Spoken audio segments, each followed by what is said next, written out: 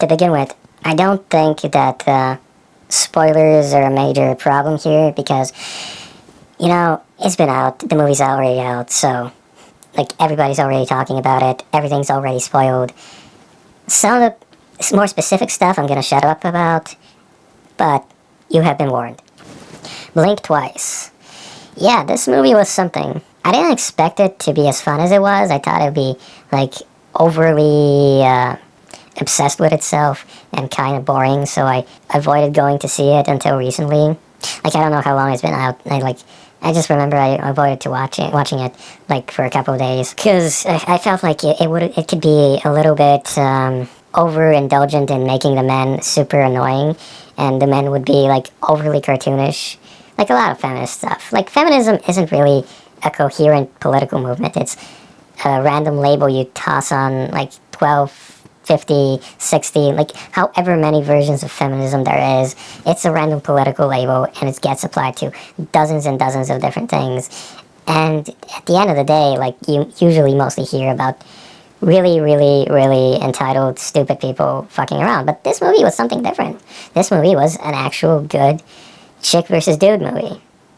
Yeah, the main character, like, was pretty relatable, which surprised me, because if you have a horror movie about chicks going to war with dudes and the main protagonist is a black chick from Hollywood, like, if you've watched anything that's come out the last half decade, the last 5 to 8 years, like, you'd know that there's pretty good reasons to be skeptical. But no, like, it was surprisingly competent, and the storytelling was surprisingly competent and surprisingly fun.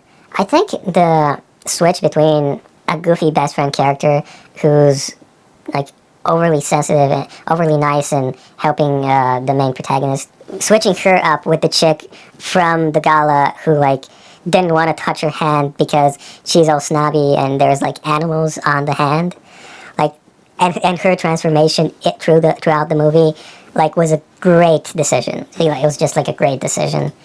It's the same chick from Hitman, not to be confused with Hitman 07. I don't even know whatever happened to that Russian chick from Hitman 07. I think she did a Pierce Brosnan movie and then just, like, fell off the face of the earth. It was weird. Now, I'm talking about Hitman, the Netflix thing with Sydney Sweeney's husband.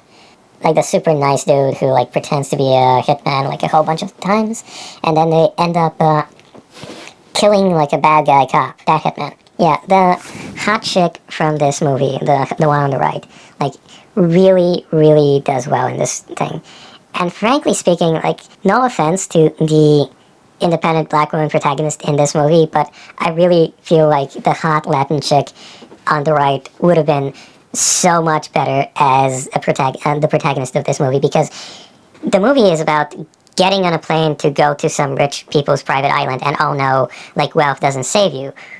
But if it's that, then, like, why make the story from the point of view of a chick who's struggling financially? Why not make the movie from the point of view of a chick who already has found success by showing off being this idea of a super hot model who's, like, jumps into planes with people she doesn't know and, like, gets drunk, like, you know, like that movie Revenge. Not to be confused with the 90s movie Revenge with the Victoria Grayson from the TV show Revenge, but the movie Revenge with the chick that's gonna be Red Sonja, where, like, girlfriend's left alone with two creeps and they rape her, and then she, like, gets guns and kills everyone.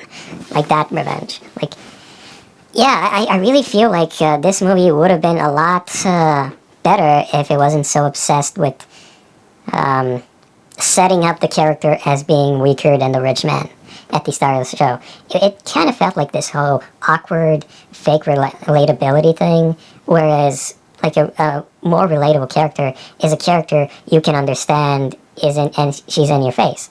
Like, the character on the left, the main character, she, like, has a setup for, like, a character who's, like, goes through life, blah, blah, blah, blah, blah, but she feels like a bit awkward.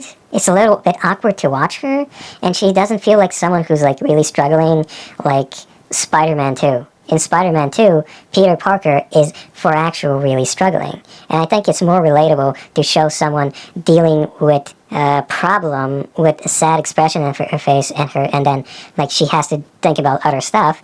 it's more relatable to watch someone strong struggle and then continue on with her work than it is to watch someone like be awkward and be quirky and like not know what she's doing and then do stupid shit.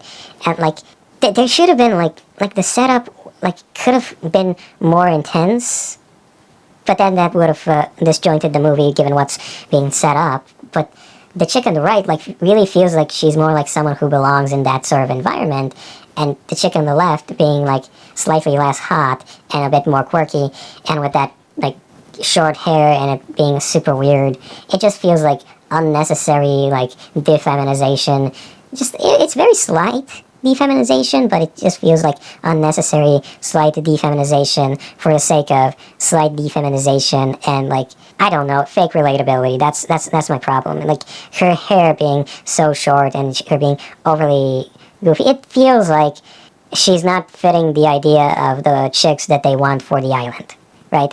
Like I feel like it would have made a little bit more sense if she had looked more like the original version of herself in a previous year.